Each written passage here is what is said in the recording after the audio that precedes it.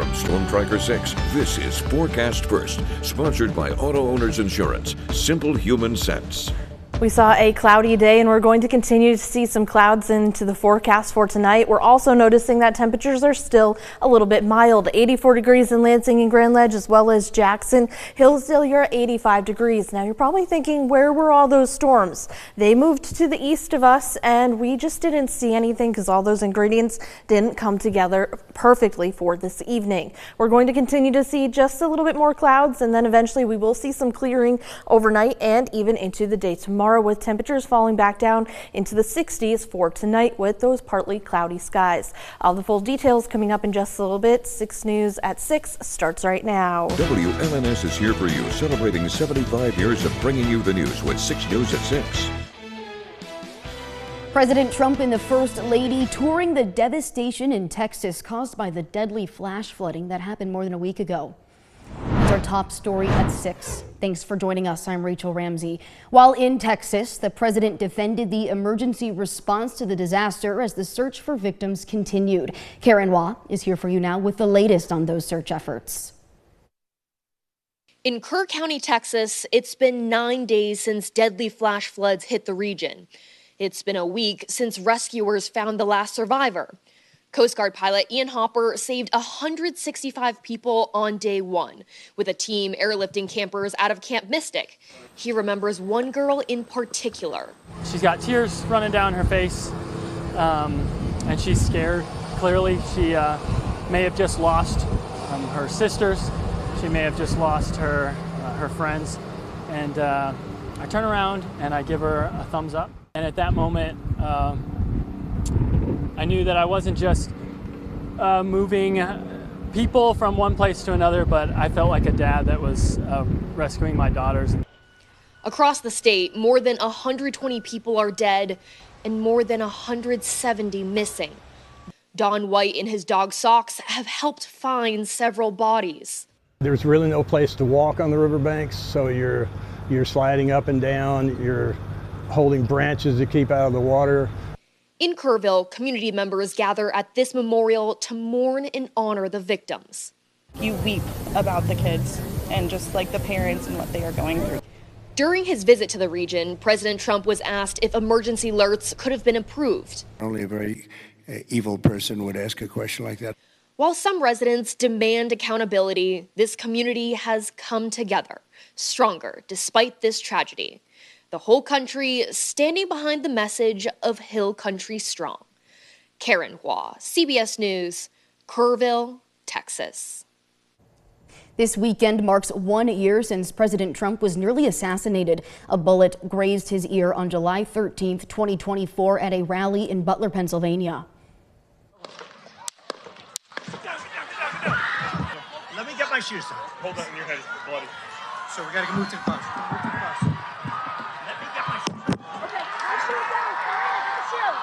Watch out.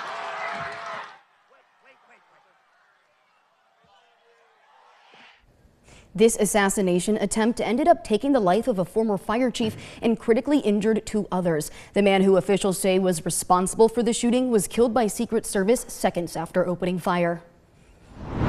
There is currently a police presence on English Oak Drive in Bath Township. We have a crew on scene right now to see what's going on. This is video of what the situation looked like around 5 p.m. this evening. We do have a call out to police to learn more about why they are there and what exactly happened. We will keep you updated as we learn more. The Michigan State Police are now boosting security at the state capitol after rock musician and Michigan native Ted Nugent carried a firearm inside the building. Last month, Nugent appeared before a joint committee hearing requesting accountability for the Michigan Department of Natural Resources. However, as he testified, our media partners at MLive report, lawmakers noticed Nugent had a firearm on his person despite guns being banned in the Capitol. MSP says the weapons detection system at the north entrance was alerted of a possible weapon when Nugent entered the building, but the sole trooper at the entrance didn't notice it until after Nugent left the screening area. Officials say another trooper is now staffing the entrance to help with screening visitors. In Washington, D.C., U.S. Senator Elissa Slotkin and several other Democratic lawmakers introduced new legislation requiring immigration officers to display identification during public enforcement operations. It's called the Visible Act, and it would require those officials to display clearly legible identification, including the agency name or initials and either the officer's name or badge number. It would also prohibit non-medical face coverings that obscure an officer's identity, but includes exceptions for environmental hazards or covert operations. And we have a correction for a story we misreported yesterday. Michigan State Police participated in this year's nationwide cruiser contest. We reported that they won the contest. MSP did not win. They got second place, finishing behind Florida. We regret the error. From Storm Tracker 6, this is Weather First, sponsored by Auto Owners Insurance. Simple human sense. Well, today we had a hazy start to the day with some low-level clouds and just some very hot and humid conditions. That's before that cold front moved in, and we're looking at some hazy sunset pictures into DeWitt sent in to us by Deanna Baird. Now, if you want your pictures sent in or viewed at any time or during our 6 o'clock show, send it in to WLNS.com/share, and your picture could be featured every night at 6. Now, for today, we do have this air quality alert in effect from tonight or earlier this morning until about Monday at noon, and that's because we are going to start to see some wildfire smoke work its way back in. I'll talk about that in just a little bit, but overall we're still seeing those cloudy skies overall and just seeing some quiet conditions in the forecast. We're seeing cloudy skies and maybe a little bit of some crepuscular rays making their way through. Capital Cam, we're seeing 84 degrees after a high of 86 and a low of 73 degrees, and we didn't get any rain from that cold front. And like I mentioned, we're still seeing those 80s, 82 degrees after a high of 87 and a max wind of about 15 miles per hour in Grand Ledge. Jackson, we're looking at those skies looking a little bit cloudy. Temperatures 84 degrees after a low of 72 degrees this morning. And we're going to continue to see those cloudy skies even down into Hillsdale. 84 degrees after a high of 86 and a low of 72 degrees. Now we're looking at this big, massive area of high pressure that's going to continue to move in as our low pressure system continues to move out along with that cold front. Now there are a little bit of some showers working their way across the lake, and that could move in later on tonight into tomorrow morning, but I think most of us are going to stay dry. But take a look at this. We're going to see this area of some smoke start to move in with that area of high pressure. That's why we have that air quality alert in effect for tomorrow and even into some of Monday.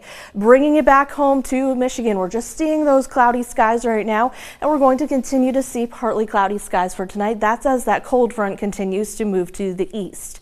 As we head into today or tonight, we'll start to see maybe a spot shower here or there. I don't think it's going to be anything severe. It's just going to be hit or miss depending on where you're at.